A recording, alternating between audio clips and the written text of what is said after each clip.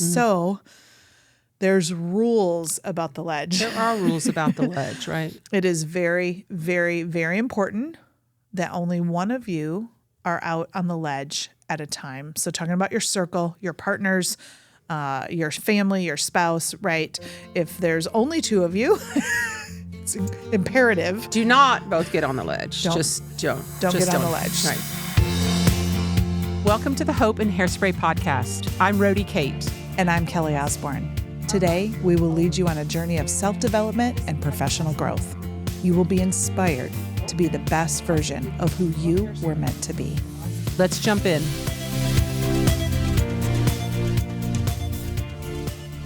Hello, hello. Here we are on Double Digits, episode number 10. And today's episode is The Ledge. Have you heard of The Ledge? You've heard of The Ledge.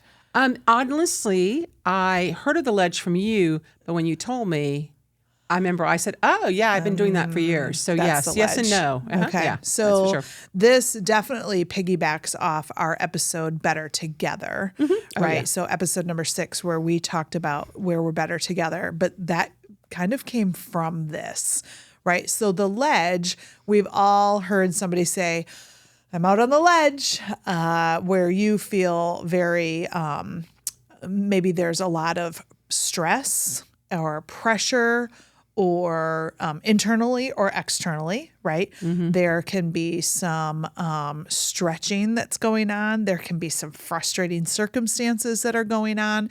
So we've all heard about, I'm sure you've said it maybe in different terms, right? The last straw, but when you're out on the ledge, you picture somebody up against the edge of a building, right? On those skinny little ledges that your feet don't even fit on, especially Certainly mine. I was going to say, especially mine don't fit on them, right? Not ours. Right. No, not at all. And you feel, and it's stories below you, right? You just feel alone. You feel very trapped. A lot of feelings are going Scared. on. Like a lot of times you're just scared. You're out there and you're like, just like that for me is that panic when you like don't know what to do. You don't know which way to go. You don't know to move. You're, like a little rabbit scared. Right. That scared stiff. Yeah. Right. I always wondered where that came from until I had a little girl who was afraid of thunderstorms. And it was always, you could hear her getting up out of her bed, running down the hall, and boom, she's in bed with you. Right. Until one night, I heard her get up out of bed, start running down the hall, then nothing. And I went out then and looked, and there she is in the hall, just frozen Really? solid. Oh, wow. So scared. So that feeling when you have no idea what to do. You don't know which way to go, which way is safe. You don't even trust your emotions, I think, at that time. Right. Like, am I safe to go right? Am I safe to go left? So there's rules about the ledge. There are rules about the ledge, right? It is very, very, very important that only one of you are out on the ledge at a time. So talking about your circle, your partners, your family, your spouse, right? If there's only two of you, it's imperative. Do not both get on the ledge. Don't get on the ledge. Right. So, Let them get on the ledge. Let them be there, but don't join them. Right. So when we talked about that, we'll have moments where Rhodey and I, we're starting this brand new company, and there's moments where a little bit of doubt will come in, or a lot of things will start coming in at once, or I don't know. What do we do? Decisions. Do we do this? Do we do that? What's going to happen? Okay, let's go. Shall we overthink this? Yes, let's overthink this today. Yeah, absolutely. So what do we say? What's the rule? Hey, only one on the ledge at a time. Absolutely. Only one. And so, you know what? I think for me, it came really naturally with my sister. And so when, if she was hot about a topic and, ranting and raving and so annoyed and venting, I would be calm and cool and listening. And it might aggravate her that I was that cool even sometimes, right? But then literally the next day, same topic, but I'm the one going off on it. She's all of a sudden calm. And it has happened over and over and over in our life. We just sort of balance each other out. And it's so funny because it is the same doggone topic. She's saying the words I said yesterday or vice versa. So when you said, hey, like you're on the ledge, I'm not going to get out there, or I'm on the ledge, help me, whatever you said, I was like, oh yeah, that's exactly what happens. So very, very imperative. We're not saying don't go out on the ledge, right? Because sometimes you're out there and you don't even realize how you got out there. You're just there. You went from 0 back to 60 and you're on the ledge, right? And sometimes we light our own fires, right? And we can push ourselves out on that ledge. Right. We can disconnect from people. We can just stay inside of ourselves, and we can be on that mental ledge internally, with nobody to chat about it with. But when we're talking about the ledge, sometimes when we get on a ledge, either one of us, it is imperative that the person in your circle stays inside on sure footing, right? Because they're not inside your forest. They can see the whole picture.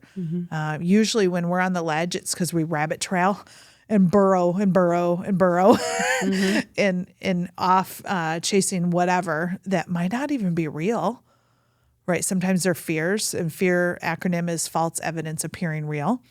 We can be out there, but your person, the rule is you've got to have a person who's not on the ledge. And sometimes people with high empathy, let me come out there with you and I'll sit with you and caution. Yeah. Right? Stay inside. Keep your feet on the ground. Don't go out there and stoke the fire with them. Or get kind of what I was like, get sucked in. You could get sucked in. Because then literally you were both on the ledge and you get to get a third person to come out there. And so how do you learn to be empathetic and still stay with your feet on the ground, right? So that's kind of what I think of when that happens. I'm like, how do I say, listen and understand, but not get panicky for the same things that are just like stay sure-footed, as you said. For sure. So rules of engagement, you really don't want somebody out on the ledge with you, right? You need to be okay to be on the ledge and not pull people into your scary little area, fire, any way you want to term it. You want to stay out there, but you need to have somebody that you can count on, that you trust, right? That can be inside. So when you are the inside person, what are some questions you can ask that person without joining them? Right. How do you stay in an area that you can offer the most amount of help? Well, I think the listening piece, right? Really seeking to understand what's going on, because a lot of times we don't understand the full picture. They may not even understand the full picture. So for me, it's like, what's going on? How are you feeling? What is that? Why is that important to you? Or what's happening? Those types of things, just to fully understand what's going on. But more than anything, it's probably just listening, because often I think people really work themselves. Well, as coaches, we know this, right? I mean, our job as coaches is to ask all the right questions, because we are humans and we are smart and we figure things out. And it's more powerful when we figure it out ourselves than when someone tells us. So there's a little bit of that idea when someone's out on the ledge, what you do, which is ask those questions. And I think you do that, you understand, and then you sort of extend a hand. Like, what can I do to help you right now? That's just extending a hand. And the answer could be anything depending on, what that is. But as long as you're staying cool, calm, and collected and just reach out, then they have something sure to grab onto. So with that, when you are trying to reach for a hand, knowing both the roles when you're in either space is super important. When you are building that, you say to ask the question, what do you need from me? Mm-hmm. And that may be the end of your questioning. Right. Absolutely. Right. Yeah. It may be you're sorting through all those things. And then one of the last questions, how can I best support you right now? I think it can be the last. Right. I'm going to say, I think it can be the first. And I'm going to tell you why. How. Yeah, because I'm not saying this happens a lot in my family. But it's kind of like, are you asking for a friend? Yeah, I'm asking for a friend, 100%. But no, it's more like, here's what I need right now, right? I just need you, what do you need from me right now? Do you need me to listen? Do you need me to is something on fire legitimately and we need to put it out? Is it just you need to vent? Do you need a problem solving? Do you need a hug? Which, not really a question, but so I have found, I think it works at the end. I think sometimes it works at the beginning. So you maybe that tells us how far you're out on the ledge, or what time of tool. Maybe it's a little bit what kind of tool to, do I need to throw them a rope, or is it long, is it short? But I think sometimes it can happen in the beginning and the end, and sometimes honestly the other person doesn't know what they need, and then that's a different story. But I think it can work. I've heard it both ways. It can go in the beginning and can go in the end. Thanks for listening to this episode. We would love to invite you to an experiential in-person event called our Women's Sabbatical Getaways. This year, we're going to Ludington, Michigan, Dallas, Texas, and Seattle, Washington. If you want more information, you can go to our website at hopeandhairspray.com, click on sabbaticals, and fill out the interest form. We would love to see you there. Let's jump back in. Yeah, I think this reminds me of a question my husband and I will ask each other, and it's just a quick comment before a conversation that might be deep. Do you want ears or a solution? Right. So good filter question. Right. Some people out on the ledge are like, I'm leaving my room, I'm going down the hall, and I'm getting out on the ledge. Yeah. Right. Yeah. We consciously choose to be there. And they just need, you just need somebody to listen. They just need somebody to have ears. Just listen to them. But sometimes you're out there and you're like, I need a solution. Right. Right. But good filter questions. And sometimes knowing the decision, knowing the answer, you think you might know it. Right. But setting that stage, do you want a solution? Mm-hmm. Or do you just want sympathy sometimes too? Right. Yeah. And then there's people that are ledge dwellers. They are on the ledge a lot. Those are hard for me. That's a hard, with my positivity, right? From Clifton Strengths, my positivity is high. I can be with someone and do that for a while, but I cannot extend that over years. Right. That's tough. Yeah, it is particularly tough for me. I would have to say that I've probably ended relationships that it shouldn't go on, huh? Shouldn't go on. I've been in some messes, y'all. Woo! Anyway, but the thing is, after a while, I'm like, I can only handle so much. I cannot handle this, and it's just not kind of my way, I guess. But for sure, boundaries are good. Yeah, boundaries. I think boundaries help in this situation quite a bit. Absolutely. Yeah. You need to know that you have sure footing. Yeah. Right. You need to know that you have a certain level of involvement. Yeah. Right. It's not like you can't, man, could you imagine how exhausting that would be, being outside somebody's window for years? Yeah. Be bad. Right. And are you helping them? No. You know what? That gets, there's a whole, usually when that happens, it's someone who needs more help than a friend or a coach, right? That's when you're like, hey, it's maybe some counseling, maybe some, different kinds of therapy. So absolutely, that's an element of it. I think sometimes it's frustrating to, this is so judgy, y'all, just forgive me for this one, but. You're not judgmental usually. Not usually, but this is probably, this is going to sound it, right? You're out there on the ledge and you look down, you're like, that's like 18 inches, y'all. I mean, even I can do that, right? And but what happens is whatever their background is has caused them, and they're spinning and they're doing all these things, and so it is legitimate. So you do have to kind of go, I'm not here to judge like why you're on the ledge or how deep it is or whatever. Like, no judging, but sometimes you have to go, okay, this is their story. These are their issues. How can I show up and help? I certainly been on the other side once. I know this probably doesn't sound like a big deal to you, but it's a super big deal to me. So no, that's never happened between us. No, that's never happened before. That is a weekly thing. Yeah, and things have happened between us, right? Yeah. Where you have a ledge, and it's not a ledge for me. Yeah, but I'm there for you. Yeah, I'm there for you, and there's things that are a ledge for me. Yeah, and we come from very different backgrounds, incredibly different. So I think we're very good about not passing judgment on each other, but we will allow each person to be on the ledge. Feel the feels. It's okay. You can be there. It's where you're at right now. Mm-hmm. But what I love about our friendship and our partnership, and our business, is that we don't let each other stay there. No. And I think the other thing that we're good at, and I think maybe women aren't always good at is when you're on the ledge is to ask for help. And I think and I don't know if it's every situation, but there are certain situations, I think that women in particular, when they're out on that ledge, it's like, I shouldn't be on this ledge. So you have all this like judgment or, when you're out there, you kind of need to ask for help. Absolutely. And that's hard. That is so hard for us at large. I think men are not absent from this category. It's very hard to ask for help. Yeah. And why would we deny the person who could offer us a hand? Because we would be there for them, right? If the tables were turned, we would want them to ask for help.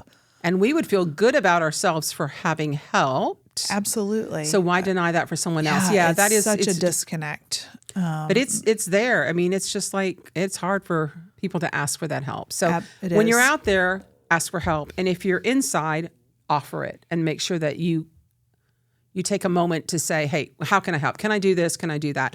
I think the other piece of all of this, though, is to be clear about who you ask for help, right? Very important. I mean, sometimes there's literally no one around. You need help, and that's the only person they're going to help you.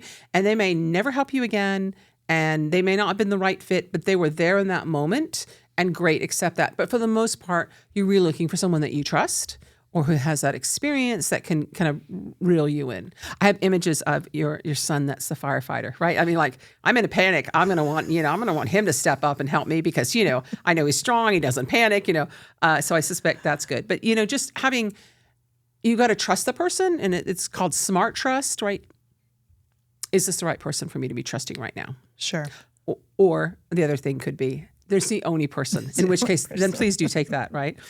What I love, I actually will turn the tables on this. Yeah. I love asking perfect strangers how they're doing. Like, it could be in a restaurant, it could be in an elevator, it could be in the line at the grocery store, because sometimes there's safety in that. Not knowing. Right. They don't know me from Adam, and but then that has grown relationships later. But just investing in somebody's life, letting them know you see them, where they're at. And sometimes that just gives enough lift, enough courage, enough hope that somebody cared about them to ask how they were doing. And maybe they'd never voiced it. Right. And you can be a safe person for strangers. Absolutely. So, yeah, they don't know me. They don't know if I can really, truly help them. But are they really looking to be saved right then? Or do they just need to take some pressure off the pressure cooker? Right. And they got to be like, oh, my gosh, I had a horrible day yesterday. Really, what happened?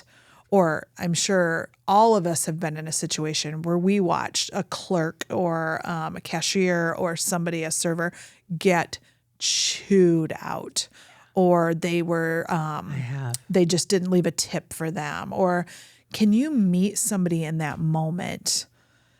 Because those things can ruin a person's day.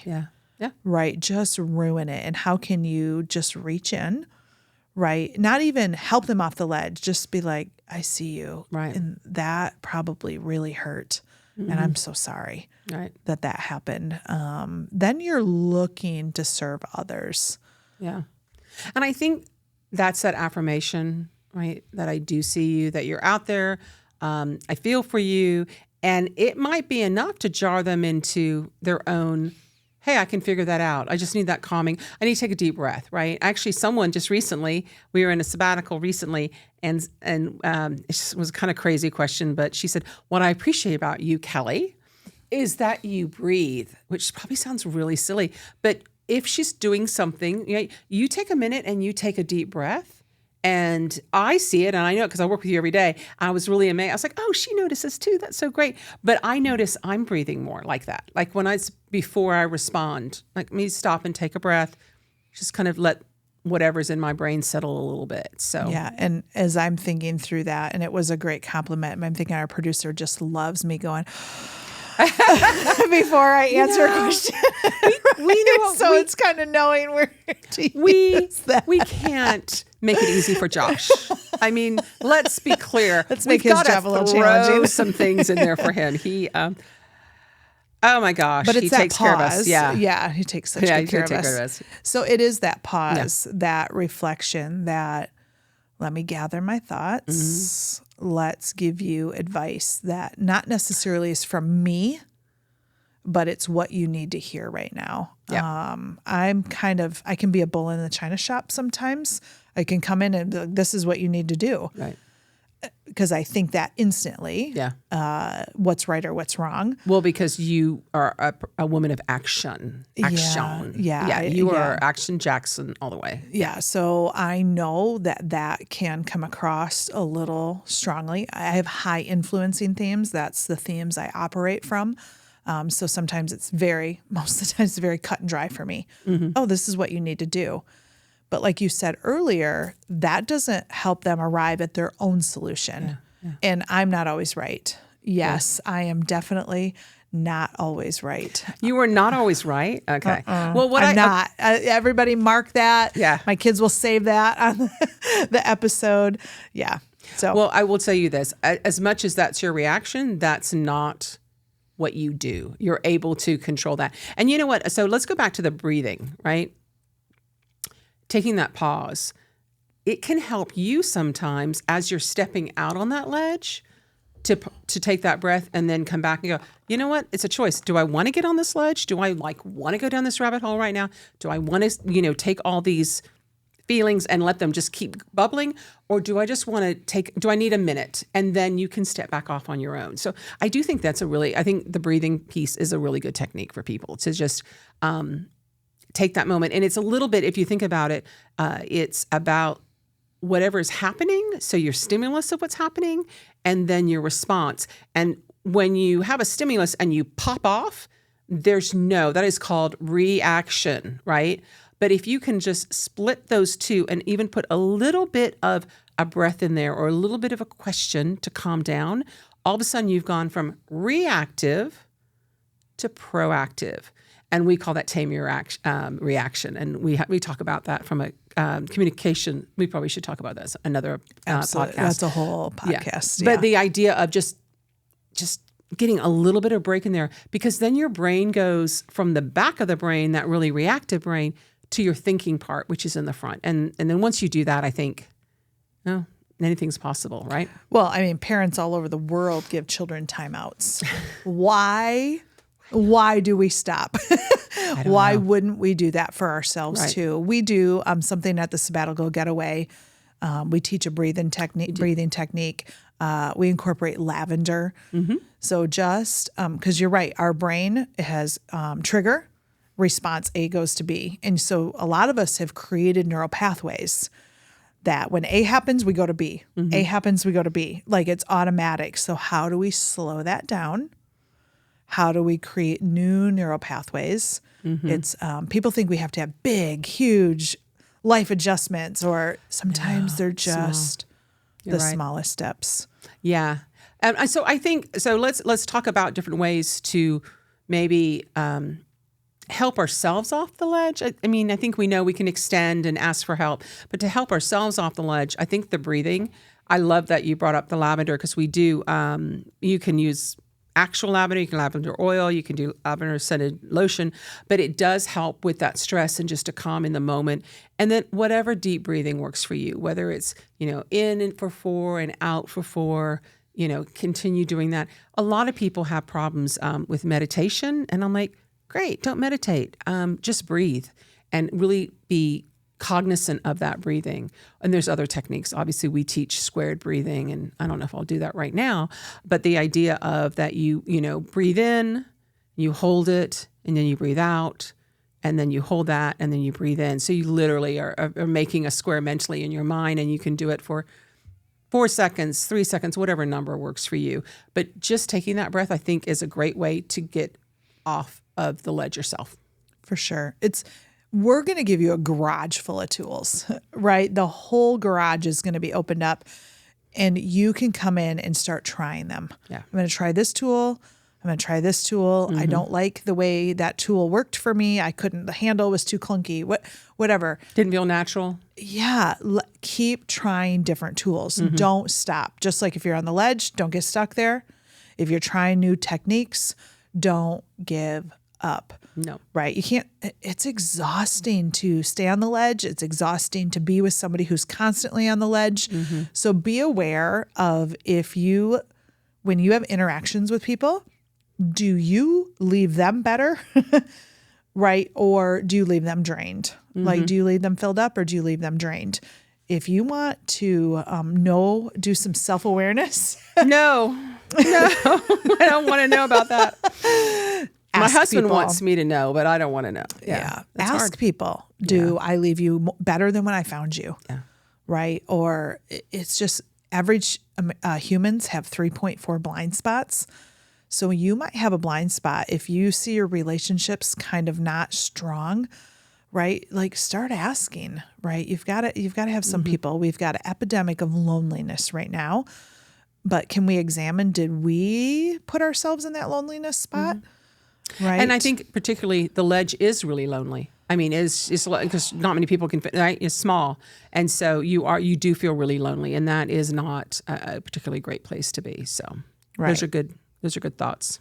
So today, talking about the ledge, talking about the rules of the ledge, what puts you on the ledge, what might help get you off the ledge. So what practical tool can they use this week on monitoring that? Well, so I would probably say with like knowing when you're on the ledge is just ask your question literally, am I on the ledge right now? Is this a place where I feel isolated, I'm on my own, I don't know what to do, and I need help? So asking yourself your question, are you on the ledge? And then taking a deep breath. If that's not helping you, who are you going to ask? Who do you trust to help you off that ledge, and being clear to them about what you need from them in order to help you. Absolutely. And from a person back on the ground, Right. knowing what your role is, what your boundaries are. Sometimes you have to phone a friend. Hey, I've been out with this person on the ledge. I need reinforcements. We had a girl we were mentoring when she was going through college. And it was that same, I'm like, okay, I've spent a lot of time with her right now. I need somebody else to come in. Give me some new wisdom. Maybe you've got some language that I'm not picking up on, or the right words to help. But if you're committed to somebody who needs to come off the ledge, right, just make sure you have reinforcements as well, that you have people as well. I like that. So That's good. lots of good stuff today. So today, the ledge, tools, challenge yourself. Thanks for tuning in, and we'll see you next time.